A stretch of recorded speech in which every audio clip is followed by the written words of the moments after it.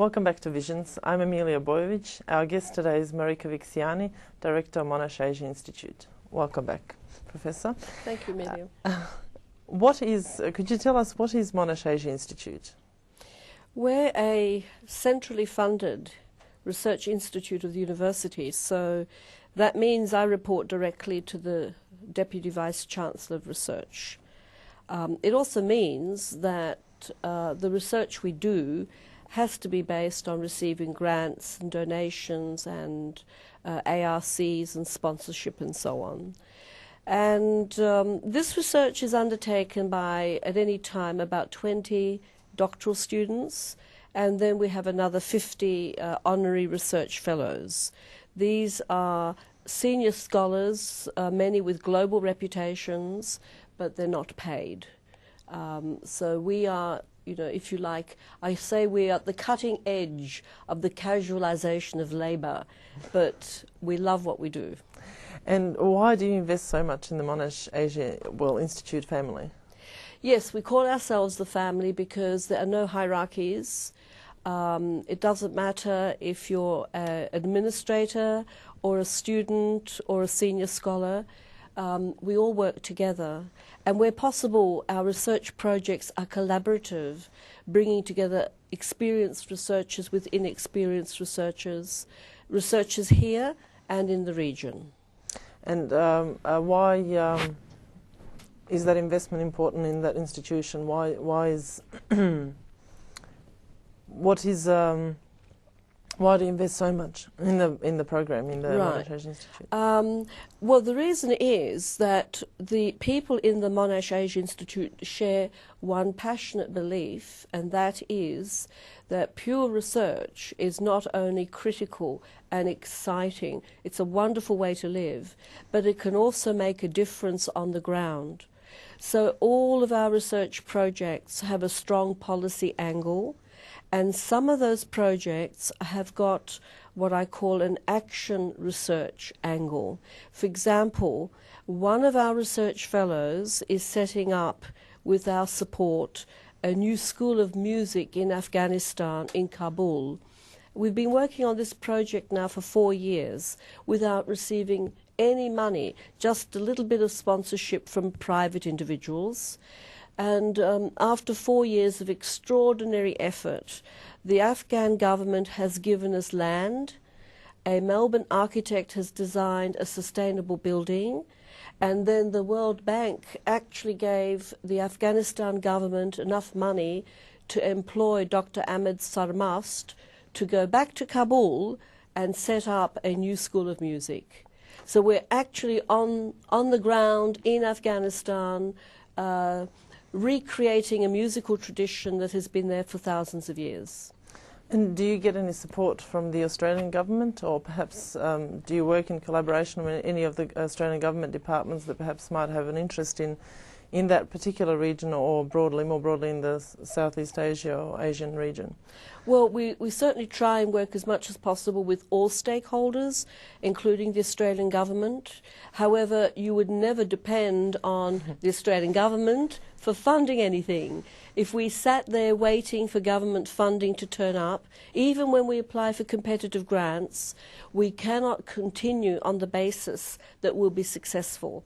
And in fact, at the moment, we have not yet been successful in getting Australian government support for the music school in Kabul. But we still work with government because we can't ignore them, and we do want to have an impact on policy.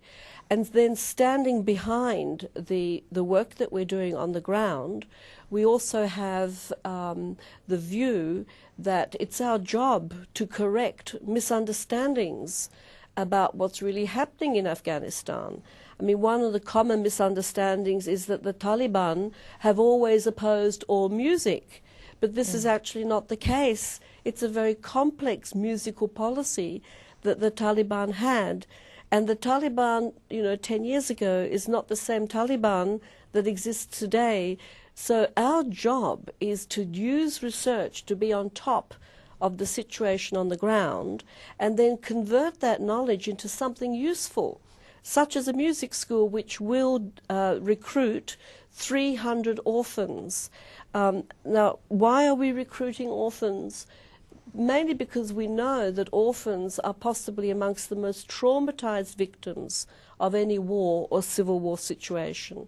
So if you're going to have a music school, why not involve orphans in the hope that music will also help to heal the damage that has been caused by so many different political interests warring against each other? Music does that well, but you seem to be doing it even better.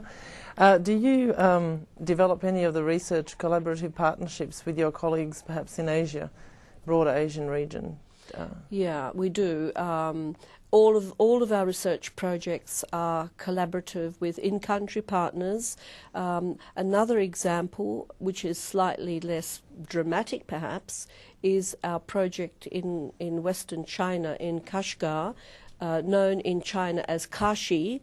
It's the furthest, most western city of the PRC, not very far from the Kazakh border and the Afghan and the Pakistan border.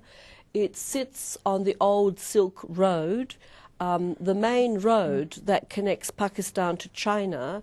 The Karakoram Highway goes past literally a kilometre from the old city of Kashgar. And there we have a very different kind of research project. We've been studying the cultural importance of the buildings and the monuments. These monuments are amongst the oldest Buddhist temples and oldest Islamic sites, mosques or cemeteries in the whole of Central Asia. And our project is an attempt to map them, to re-establish in the mind of an international audience their historical cultural importance. And in the process of doing that, we would like to create employment for local people, because the old Silk Road that used to be so popular has now been forgotten. International trade goes by sea, but during Roman times, Rome's trade with ancient China went through Kashgar or Kashi. But today it's different, and there's a lot of unemployment in Western China.